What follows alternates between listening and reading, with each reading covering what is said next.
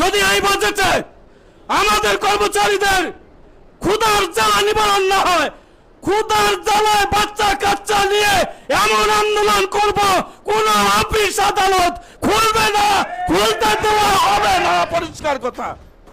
কি মনে করেন যা আমরা চাবে তাই হবে? আর আমরা পাইছি একটি স্বাধীন সার্বভৌম দেশ, গণতান্ত্রিক সরকার। এখন আমরা আমাদের সংগঠনের স্বীকৃতপ্রাপ্ত সংগঠন তিনটি সরকারের সাথে চুক্তি করেছি। বেগম খালেদা জিয়ার সাথে, জিয়াউর রহমানের সময়, সাত্তার সাহেবের সময় অনেক আন্দোলন করেছে। এরশাদের সময় আমরা ব্যর্থ হই নাই কখনো। আজকে যারা এখানে আছেন সবাই একটি কথা বলবেন না কখনো অমুক পরিষদের অমুক বক্তব্য দিবে। কেন? আমরা তো সবাই দাবি আদায় ঐক্য পরিষদের নেতৃবৃন্দ। যারাই বক্তব্য দিবেন দাবি আদায়ের নেতা বক্তব্য রাখবেন অমুক, তাহলে বিভ্রান্ত হয়, তাহলে ছোট হতে হয় আমাদের। এই কথাগুলো মনে রাখবেন। বলতে চাই নাই বললাম, কিন্তু আমার আশা আপনারা আসুন।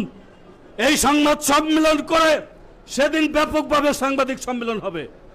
মঞ্চে বসা যদি থাকে 5 জন, বাইরে থাকবে অন্তত 1-2 হাজার লোক। সেদিন চিল্লাইতে হবে। একটা বিভ্রান্তকারীরা বলে আমাদের ডাকে নাকি এখন 200 লোক আসে না, তাগলার ডাকে নাকি সব লোক আইছিল 6 তারিখে।